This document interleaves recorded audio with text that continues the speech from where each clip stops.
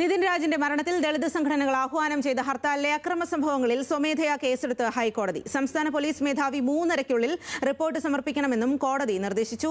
Shabna KM വിവരങ്ങളുമായി ചേരുകയാണ്. ഷബ്ന, ഈ ഹർത്താൽ ശാന്തമായിരിക്കുമെന്നാണ് ഈ ഹർത്താൽ അനുകൂലികൾ പറഞ്ഞത്. എന്നാൽ പലയിടത്തും അക്രമ സംഭവങ്ങൾ ഉണ്ടായിരിക്കുന്നു. ഹൈക്കോടതിയുടെ ഇടപെടൽ ഏതു രീതിയിലാണ്? പലയിടത്തും കടയടപ്പിക്കൽ അടക്കമുള്ള പ്രതിഷേധങ്ങളുടെ ഭാഗമായി അത്തരത്തിലുള്ള നടപടികൾ ഉണ്ടായത് ചൂണ്ടിക്കാണിച്ചാണ് ഹൈക്കോടതിയുടെ ഡിവിഷൻ ബെഞ്ച് ഇപ്പോൾ ഈ വിഷയത്തിൽ ഇടപെട്ടിരിക്കുന്നത്. ഈ ഹർത്താൽ അനുകൂലികൾക്ക് കോടതി നോട്ടീസ് അയക്കാൻ ഉത്തരവ് ഇട്ടിട്ടുണ്ട്. ഹർത്താൽ ആഹ്വാനം ചെയ്തവർക്കാണ് നോട്ടീസ്.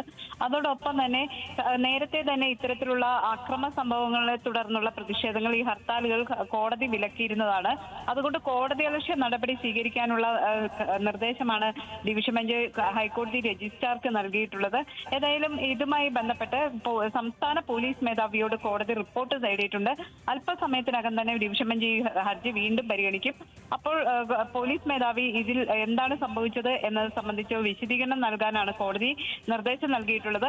പല സ്ഥലത്തും ഈ കടകൾ അടപ്പിക്കുന്നു, ബസ് തടയുന്നു, അത്തരത്തിലുള്ള സംഭവങ്ങൾ ഉണ്ടായി എന്നതാണ് കോടതി ചൂണ്ടിക്കാണിക്കുന്ന പ്രധാനപ്പെട്ട കാര്യം.